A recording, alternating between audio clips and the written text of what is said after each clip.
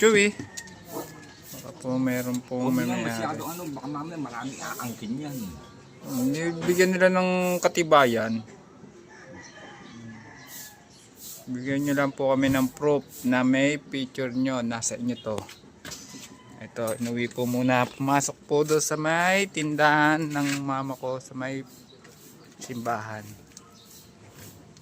Ayan po. Baka po may nawawala kayong Shih Tzu. Babae po siya. Forma pong bagong panganak at meron siyang mga anak. Ayan. Ayan. Bait naman siya.